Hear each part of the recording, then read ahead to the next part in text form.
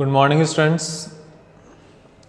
Last lecture में हमने discuss किया था जो आपके पास एक मैग्नेटिक फील्ड है, मैग्नेटिक फील्ड के अंदर जो चार्ज पार्टिकल मूविंग होगा उस मूविंग चार्ज पार्टिकल पर नेट लगने वाला फोर्स कितना होगा। ठीक है, उसका फोर्स भी हमने डिस्कस किया था जिसको हम लॉरेंट्ज फोर्स कहते हैं।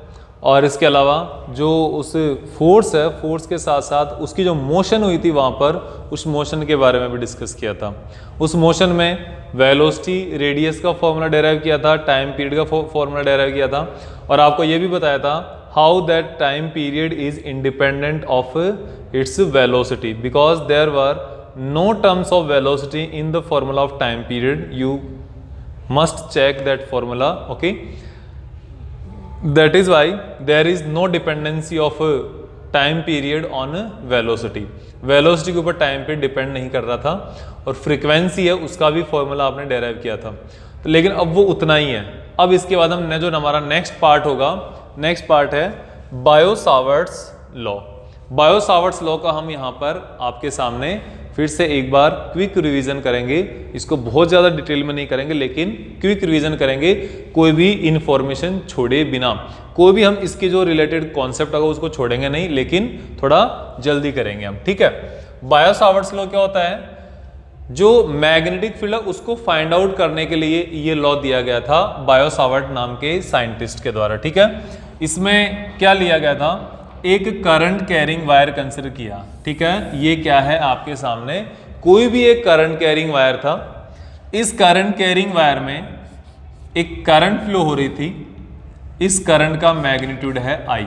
Okay, direct magnitude of current is equals to I and इसमें एक छोटा सा small linear line element consider किया जिसके अंदर जिसकी लेंथ कितनी DL है। ठीक है, इस DL लाइन एलिमेंट के कारण इसको R डिस्टेंस पर ये एक पोजीशन वेक्टर, इसके सेंटर के कंपैरिजन में इसका पोजीशन वेक्टर R है तो R इसकी एक तरीके से डिस्टेंस भी हो गई यहाँ से, क्योंकि मैग्नीट्यूड जो होगा वो उसकी डिस्टेंस हो जाएगी। तो पॉइंट P है, इस पॉइंट P पर मैग्नेटिक फील्ड फाइंड आउट करना था। ठीक है, तो यहां पर आपको कौन कौन चीजें गिवन है ध्यान से देखना। करंट I जो इस वायर के अंदर फ्लो हो रही है, DL लाइन एलिमेंट जिस इस वायर का एक छोटा सा लीनियर सेगमेंट है ये, और यहां पर एक पोजीशन वेक्टर R हो गया with respect to this wire. Okay, और एक हो गया यहां से इस position vector and DL element के बीच में ये क्या हो गया, यहां पर एंगल हो गया। ठीक है, अब आपके लिए ऑटोमेटिकली ये चीजें आ गई। अब यहां पर आपके सामने चार चीजें हैं, इन चार क्वांटिटीज पर यहाँ का मैग्नेटिक फील्ड वेरी करेगा, आपको देखना है यही चीज। तो इसके लिए आपको देखो क्या करना है। First of all you know that magnetic field at this point P is proportional to its current according to Biot-Savart law। According to Biot-Savart's law, magnetic field at point P due to this line wire is directly proportional to current flowing through it. Then this is proportional to line element DL and it is also proportional to angle between these two, sine of angle between this R and DL। R और DL के बीच में जो angle होगा, DL की direction किधर होगी? DL की डायरेक्शन होगी इसके लिए, इसके अलोंग होगी। ठीक है, देन अपने पास आ जाएगा ये inversely proportional to square of distance between R this point and line wire. इसकी जो डिस्टेंस है इसके स्क्वायर के इनवर्सली प्रोपोर्शनल होगा। आप इसको कंपेयर करोगे तो एक साथ इसको एक साथ मिलाकर लिखोगे तो आप कंबाइन इन सबको कंबाइन कर दो तो B is proportional to I DL sin theta upon R square. And for this proportion sign, you have to place one constant and that constant is equals to mu naught upon 4 pi। mu naught upon 4 pi यहाँ पर constant होगा। ठीक है, जो इस proportion sign को equal में convert करेगा sin theta upon R square. ठीक है, ये इसकी स्केलर फॉर्म हो गई। ये क्या हो गई? इसकी स्केलर फॉर्म हो गई, क्योंकि ये मैग्नेटिक फील्ड का मैग्नीट्यूड बताएगा आपको। मैग्नेटिक फील्ड का मैग्नीट्यूड बताएगा ये फॉर्मूला, ठीक है। और इसी को आप क्या कहते हो, बायो-सावर्ट लॉ कहते हो, ठीक है। Where I is current, D L is a line segment, theta is angle between I D L and this position vector R, और R is a distance of this segment and point, ठीक है। तो ये आपको ध्यान में रखना है। फिर इसके बाद क्या है, इस प्रपोर्शन साइन को हटाने के लिए आपने यहाँ पर एक कांस्टेंट रखा म्यू नॉट अपॉन 4 पाई। म्यू नॉट क्या है यहाँ पे, म्यू नॉट होगा ये वाला जो म्यू नॉट है, mu naught permeability of vacuum, ध्यान से सुनना, परमिबिलिटी ऑफ वैक्यूम होगा। इसकी वैल्यू होगी mu naught is equals to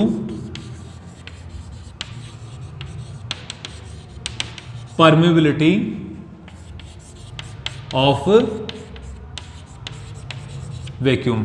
अब ये परमिबिलिटी क्या होती है, देखो परमिबिलिटी को आपको ध्यान से ये देखना है, जो परमिबिलिटी यहां पर गिवन है, परमिबिलिटी क्या है, उस सब्सटेंस पर, वो सब्सटेंस वो मीडियम कितनी मैग्नेटिक फील्ड लाइंस को पास होने देता है।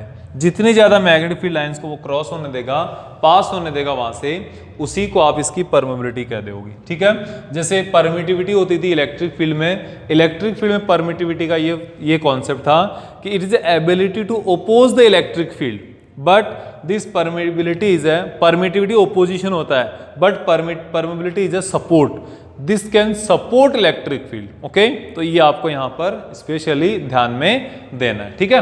अब इसके बाद देखो, इसकी वैल्यू होती है 4 पाई इंटू 10⁻⁻⁷, ये इसकी परमिबिलिटी की वैल्यू है, ठीक है। ये आपके पास बायो-सावर्ट्स लॉ है। अब इस बायो-सावर्ट्स लॉ की एक एप्लीकेशन हमारे सिलेबस में, उस एप्लीकेशन के बारे में हम यहां पर डिस्कस करेंगे, ठीक है। तो वो क्या है, application of bio-Savart's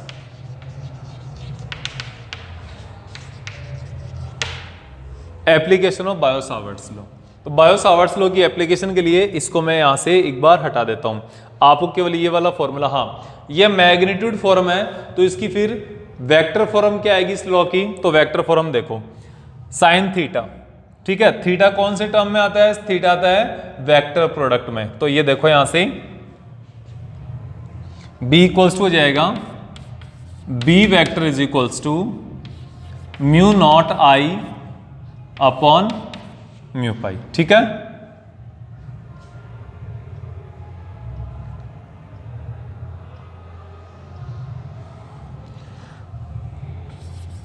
dl cross r, अब देखो ऊपर यहां पे r नहीं था, एक r आ गया ना, तो एक r से नीचे डिवाइड हो जाएगा, तो ये हो जाएगा r क्यूब। तो ये डायमेंशनल फॉर्मूला, डायमेंशनल इसको बैलेंस करने के लिए ऊपर जब r आया तो नीचे हमने r को यहां से मल्टीप्लाई कर दिया, ठीक है। क्योंकि एक r नीचे मल्टीप्लाई करोगे, एक r ऊपर मल्टीप्लाई करोगे, तो dl r sign theta, sine theta किस में आता है, क्रॉस प्रोडक्ट में आता है, तो आपने यहां पे क्या कर दिया, dl क्रॉस r कर दिया, ठीक है ना। ये इसका वेक्टर फॉर्म है, ये इसको ध्यान रखना है आपको, ठीक है। अब देखो, अब b क्या है, मैग्नेटिक फील्ड है। b जब मैग्नेटिक फील्ड है तो इस मैग्नेटिक फील्ड की डायरेक्शन भी कैलकुलेट करनी होगी आपको। तो इसकी डायरेक्शन कैलकुलेट करने के लिए हमने आपको क्या बताया था, एक लॉ दिया था, राइट हैंड थंब रूल। तो राइट हैंड क्या कह रहा था कि आप यहां से इस थंब को क्या करो, करंट की डायरेक्शन में अलाइन कर दो। थंब को आपने करंट की डायरेक्शन में अलाइन कर दिया, this fingers will represent the direction of magnetic field. ये क्या करेगा, इस मैग्नेटिक फील्ड की डायरेक्शन को बताएगा। ये आपके सामने क्या हो गया यहाँ पे, b equals to mu naught upon 4 pi I D L cross r upon r cube, ये आपके पास इसकी वैल्यू होगी, ठीक है। अब देखो इसके बाद ये है आपके पास परमिबिलिटी ऑफ वैक्यूम, ये आ गया, ठीक है। अब देखो आगे application of bio-Savart's law. Bio-Savart's law की एप्लीकेशन क्या है, ठीक है ना, इसको ध्यान में रखना। इसको मैं हटा देता हूं क्योंकि हमें कंप्लीट पूरा बोर्ड चाहिए होगा इसके लिए। देखो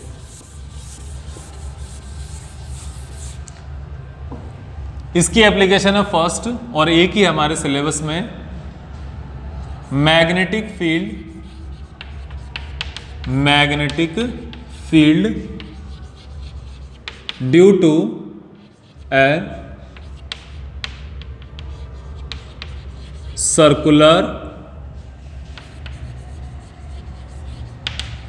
current carrying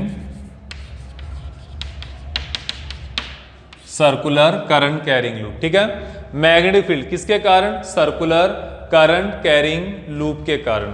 circular current carrying loop के कारण जितना मैग्नेटिक फील्ड होगा वो हमें फाइंड आउट करना है इसकी एप्लीकेशन में। तो यहां पर देखो, सबसे पहले हमें ये एक circular current carrying loop consider करना है। ये लूप आपका इस डायरेक्शन में रखा हुआ है, ठीक है ना, इस तरीके से रखा हुआ है, थोड़ा सा इंक्लाइन करके।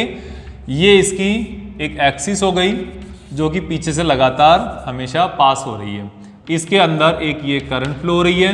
तो अब इस करंट फ्लो जो हो रही है, आई करंट यहाँ से फ्लो हो रही है, इसके कारण इस पॉइंट P पर मैग्नेटिक फील्ड फाइंड आउट करना है जो कि इसके सेंटर O से x डिस्टेंस पर दिया हुआ है। ठीक है, यह आपको पहले भी कराया था, अब फिर से मैं करा रहा हूं, एक बार देखना है इसको ध्यान से, बहुत अच्छे से देखना पड़ेगा तब जाके क्लियर होगा।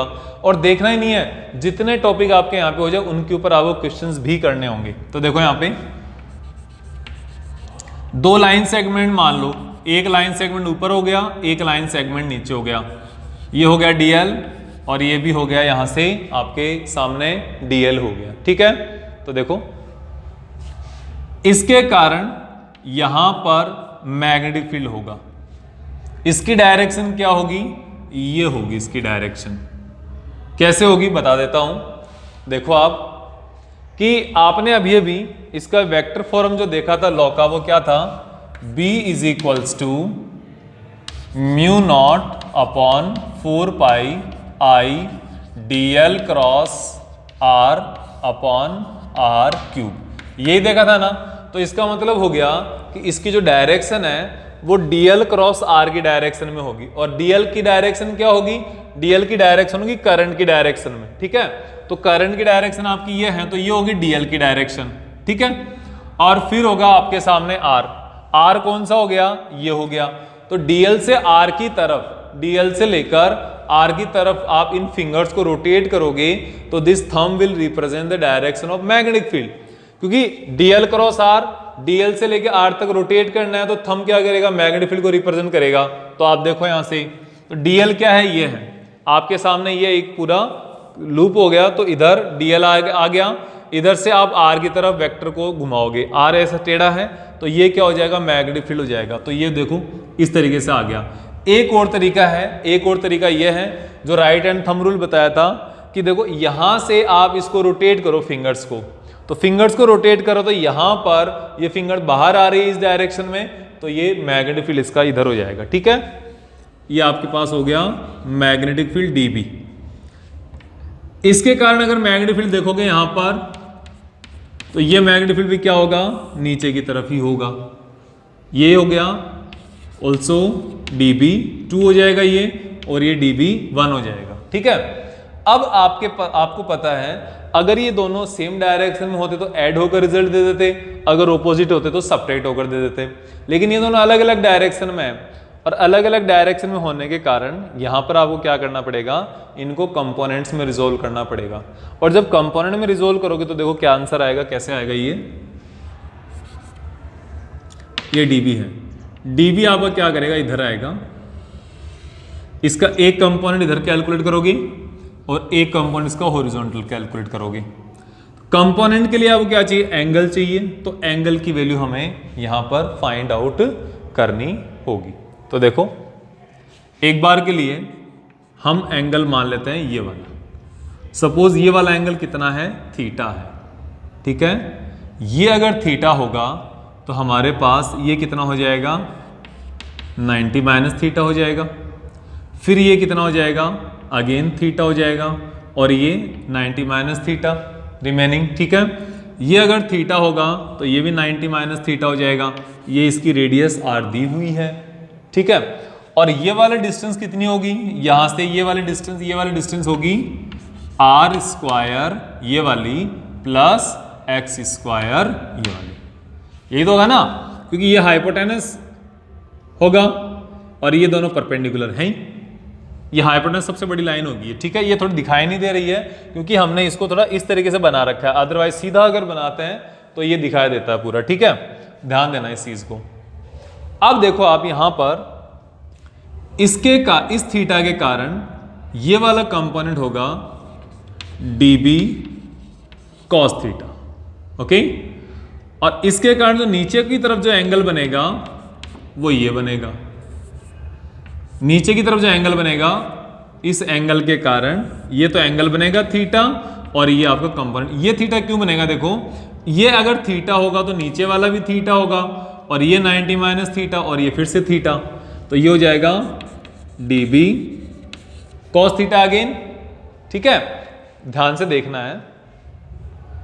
देखो, ये अब आपके पास डीएल कंपोनेंट है। इस डीएल कंपोनेंट के कारण इस P पॉइंट पर मैग्नेटिक फील्ड इस डायरेक्शन में है। ठीक है, इसके लिए आपको ये कंपोनेंट कैलकुलेट करना है, तो कंपोनेंट के लिए आपको थीटा चाहिए। थीटा सपोज हमने ये वाला एंगल क्या मान लिया? थीटा मान लिया। अगर ये वाला एंगल थीटा है तो ऊपर वाला क्या हो जाएगा? 90 माइनस थीटा हो जाएगा। ये 90 क्योंकि ये दोनों तो परपेंडिकुलर ना, इसलिए। ठीक है, अब ये और ये परपेंडिकुलर है, तो 90 में से 90 माइनस थीटा जाएगा, तो ये थीटा बच जाएगा, तो ये थीटा हो गया। तो इसके कारण ये dB cos थीटा हो गया, और ये भी इसके कारण, इस एंगल के कारण dB cos थीटा हो गया।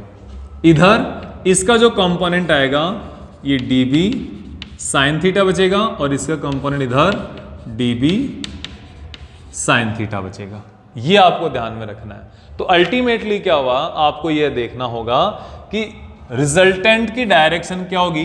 रिजल्टेंट मैग्नेटिक फील्ड की डायरेक्शन dB sin थीटा इस डायरेक्शन में होगी, which is perpendicular to the plane of this loop. ये लूप है, लूप का प्लेन है, और परपेंडिकुलर डायरेक्शन ये वाली हो गई। ठीक है, ये आप इसमें ध्यान में रखना। अगर ये ध्यान रखोगे तो आपका काम बन जाएगा। अब इस परपेंडिकुलर डायरेक्शन के कारण आपको रिजल्टेंट फाइंड आउट करना है, वैल्यूज फाइंड आउट करनी, उसका डेरिवेशन देखते हैं। ठीक है, तो क्या होगा? मैग्नेटिक फील्ड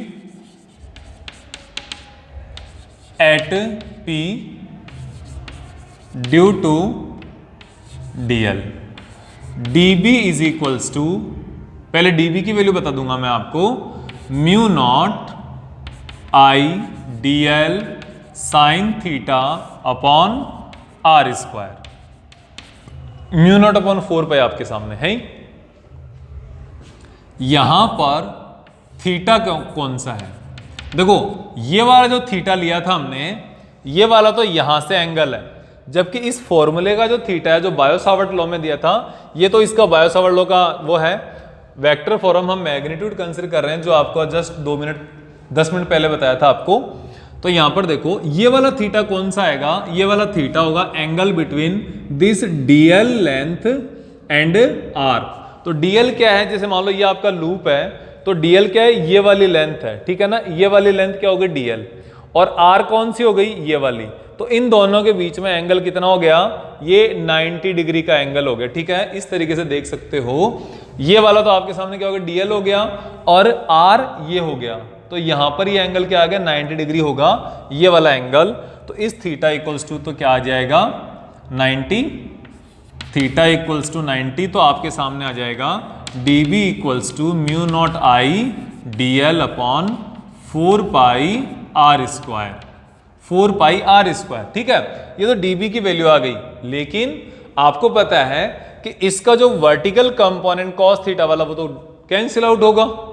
ऐसा तो है नहीं हम dB डायरेक्ट लिख देंगे, dB1 या dB2 डायरेक्ट लिख देंगे, ऐसा तो है नहीं। यहां पर रिजल्टेंट क्या है? dB sin थीटा आ रहा है रिजल्टेंट। हम दोनों कंसिडर नहीं करेंगे। दोनों इसलिए कंसिडर नहीं करेंगे कि मान लो हमने दोनों कंसिडर कर लिया, तो बाई चांस इनका जो रोटेशन करने पर 2 का रोटेशन हो जाएगा, तो जो ओवरऑल इंटीग्रेशन है वो कितना डबल हो जाएगा यहाँ पे। ठीक है, हम केवल एक ही कंसिडर करेंगे रिजल्टेंट कैलकुलेट करने के लिए। तो ये होगा आपके सामने resultant magnetic field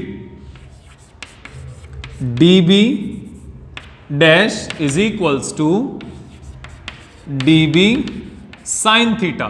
sign theta कौन सा वाला? ये वाला।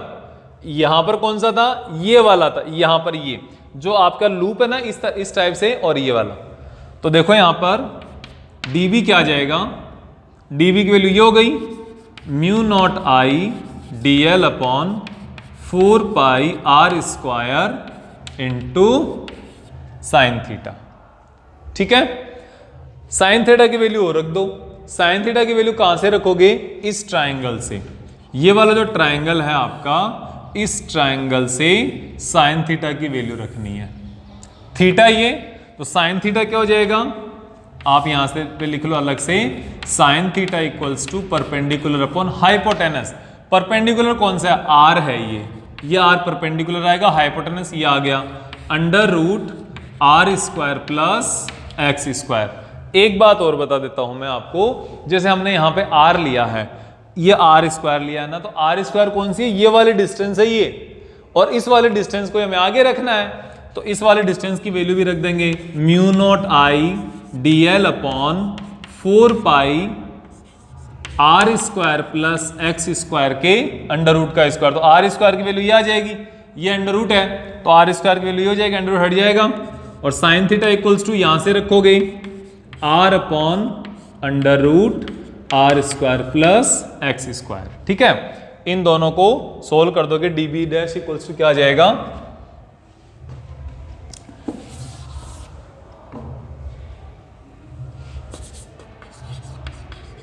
db dash is equals to mu naught I dl into R. R पहले लिख लो, dl बाद में लिख देंगे, थोड़ा सा अरेंज कर देंगे इनको। 4 pi R square plus X square to the power 3/2। एक पावर 1 पावर तो ये हो गई, हाफ ये हो गई, दोनों मिलकर 1.5 हो जाएगी, 1.5 हो जाएगी। ठीक है ना, तो 1.5 को आप ऐसे ही तो लिखते हो, तो ये आ गया। अब देखो यहां पर ये तो केवल एक सेगमेंट के लिए आया है, इतने से सेगमेंट के लिए, तो ओवरऑल मैग्नेटिक फील्ड कितना आ जाएगा? पूरे का इंटीग्रेशन कर दोगे तो आप लिखोगे यहां पर magnetic field due to loop. अब लूप के कारण integration of db dash is equals to integration of mu naught I R dl upon 4 pi R square plus X square to the power 3/2। ठीक है, ये पावर जो है ना, ये 3/2 पावर है, तो इसका तो db डैश का तो db हो जाएगा, और यहां पर इसकी लिमिट कितनी होगी? इसका लिमिट कितना होगा? जितना पूरा सर्कल का इंटीग्रेशन होगा वो हो जाएगा। ठीक है, तो यह जाएगा mu naught I R upon 4 pi R square plus X square to the power 3/2। ये सारे क्या है? कांस्टेंट है, इंटीग्रेशन केवल इस dl का होगा। हमेशा एक बात का ध्यान रखना, आपके बहुत बार कंफ्यूजन होता है कि सर ये इंटीग्रेशन में कौन सा वेरिएबल होता है और कौन से कांस्टेंट होते हैं। तो कांस्टेंट तो देखो ये वाली चीजें होती है, ये dl के साथ में जो है ना, ये अगर कोई है तो वेरिएबल है, इसके अलावा जितना भी कुछ रिमेनिंग है वो सारा कचरा क्या है? कांस्टेंट के अंदर आ जाता है। कांस्टेंट से कचरा समझ लो। ठीक है, जो कचरा बच गया वो कांस्टेंट हो गया। ठीक है, तो देखो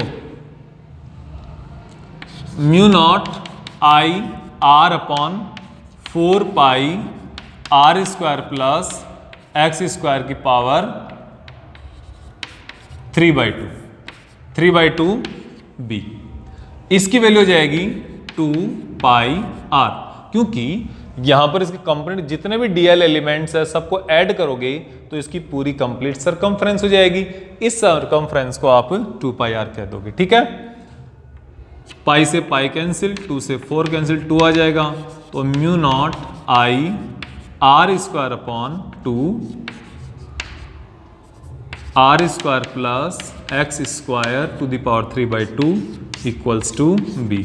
ये इस लूप के कारण इसकी एक्सिस पर सेंटर से x डिस्टेंस पर वैल्यू आ गई। किसकी वैल्यू आ गई? मैग्नेटिक फील्ड की वैल्यू आ गई। ठीक है, इसका एक स्पेशल केस और ले लेते हैं जो कि डायरेक्ट एग्जाम में आता है। तो पहले इसको देखो, आप इसको बहुत अच्छे से समझ के इसको नोट करके उसके बाद देखो। ठीक है, पहले स्क्रीनशॉट ले लो इसका, उसके बाद आप अच्छे से नोटबुक में नोट करके उसके बाद देखना इसको। ठीक है ना, अब मैं आगे बात करता हूं इसका सेकंड पार्ट की। सेकंड पार्ट क्या है? इसको रब कर दूंगा मैं, ठीक है। सेकंड पार्ट ये है, अगर आपको मैग्नेटिक फील्ड को फाइंड आउट करना हो एट द सेंटर, देखो magnetic field due to a circular loop, ये जो अपन ने कर रखा है ये कहां का कर रखा है, एट एक्सिस, ये तो एक्सिस का है, ठीक है। अब मैं आपको बता दूं एट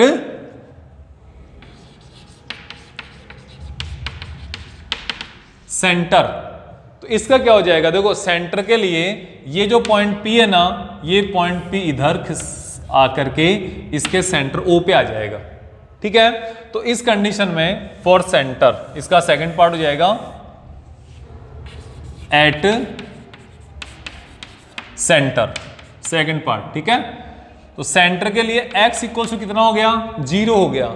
जब x इक्वल टू 0 इस फॉर्मूला में रखोगे तो क्या आ जाएगा, B is equals to mu naught I R square upon 2 R square plus 0 की पावर 3/2 हो गया।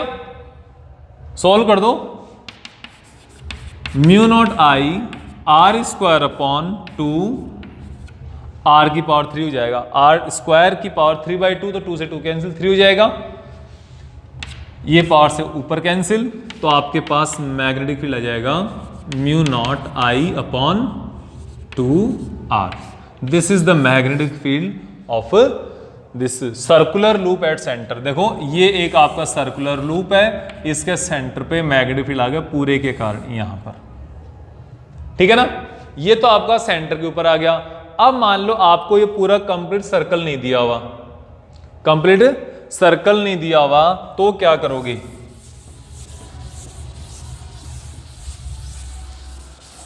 तो इसका रेडियल सेगमेंट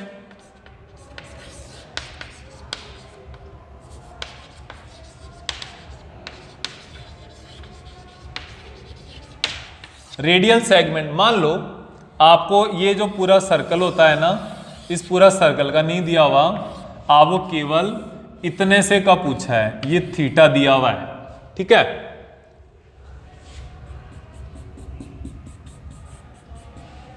पूरे का नहीं पूछा, केवल आपको इतना ये दिया हुआ, इसके बारे में पूछा है, ये थीटा है और इसकी ये रेडियस आर है। तो क्या करोगे, तो आपको कुछ नहीं करना, B equals to mu naught I upon 2 R, ये एज इट इज रखना है, ये एज इट इज रख दिया, साथ में मल्टीप्लाई कर दोगे थीटा अपॉन 360, जितने डिग्री का एंगल हो अपॉन 360 कर दोगे, या फिर रेडियन में अगर करते हो तो थीटा अपॉन 2 पाई कर देना, बात आपकी सेम है। जैसे मान लो ये अगर 90 डिग्री हुआ थीटा तो 1/4 हो जाएगा, 180 हुआ 1/2 हो जाएगा, ऐसे कर देना, ठीक है ना। तो इस तरीके से आपका ये कंप्लीट आंसर आ जाएगा। ये हमारा बायो सावर्ट्स लॉ के कारण मैग्नेटिक फील्ड का फॉर्मूला हमने फाइंड आउट किया था। आज हम इतना ही करेंगे, उसके बाद नेक्स्ट लेक्चर में हम आगे के टॉपिक्स करेंगे, ठीक है ना। ये एक क्विक रीजन दिया है आपके लिए, स्पेशली दिया हुआ है कि अगर किसी के पिछले वाले जो लेक्चर्स उसमें कुछ समझ में नहीं आया है, कुछ दिक्कत रही है, आपने देखे नहीं है ढंग से, तो उनको अब आप एक बार छोटा सा लास्ट चांस है आपके पास, इनको अच्छे से आप देख लो, ठीक है। Thank you everyone.